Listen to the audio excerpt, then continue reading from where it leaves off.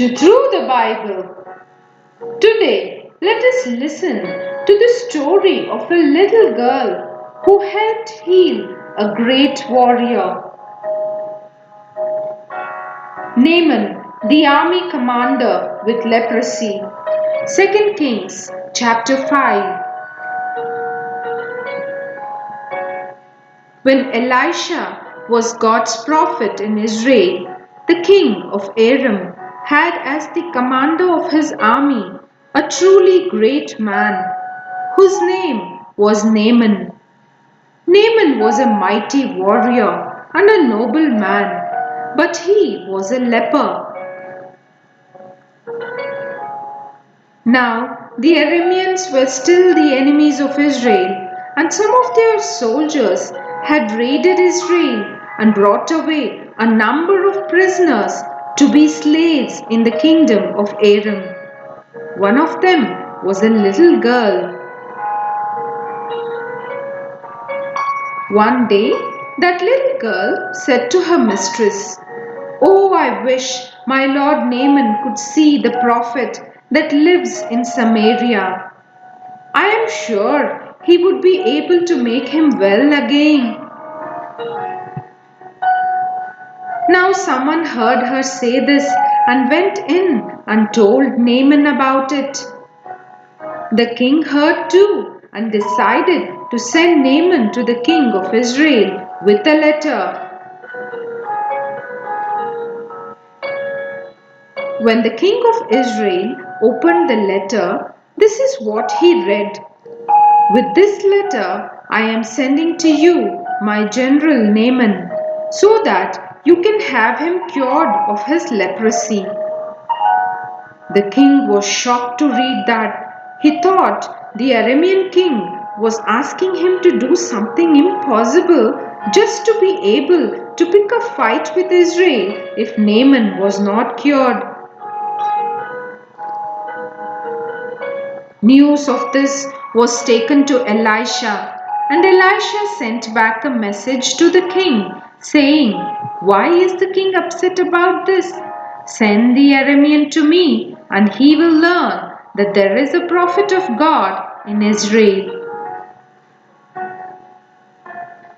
So Naaman came with his horses and chariot to the door of Elisha's house, but the prophet did not come out to speak to him.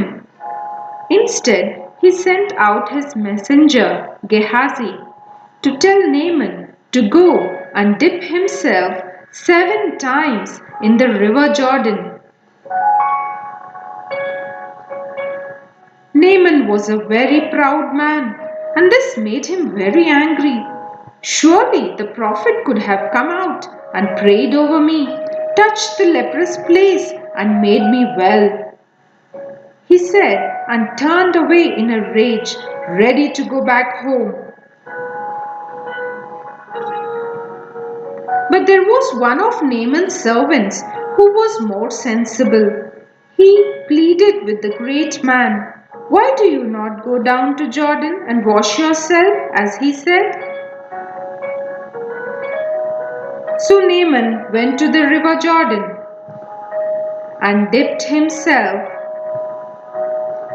7 times in its water,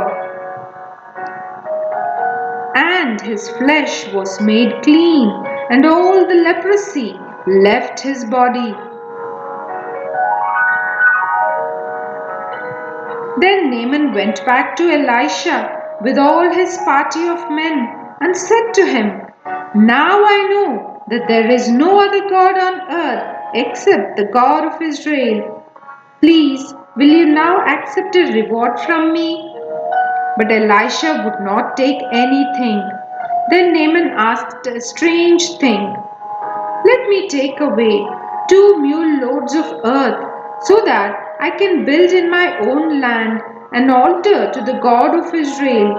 I shall not worship Rimmon, the god of Aram, anymore, but the true God only."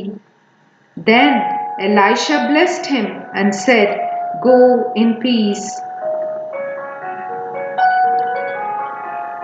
Gehazi was very different from Elisha though. When Naaman's party was a little way off. Gehazi ran after the Aramians. When Naaman saw him running after them, he waited to hear what message he brought. Then Gehazi told an untruth and said, "My master has sent me to tell you that two of the sons of the prophets have just arrived from the land of Ephraim. Will you please leave for them a talent of silver and 2 changes of clothes?" Naaman was so pleased over what Elisha had done for him that he sent back instead 2 talents of silver and 2 changes of clothes. Gehazi took and hid the gifts and then went into the house of Elisha. But there the prophet just looked at him and said, "Where have you been, Gehazi?" The servant lied again, "Nowhere, my master." Then Elisha said, "You cannot deceive me.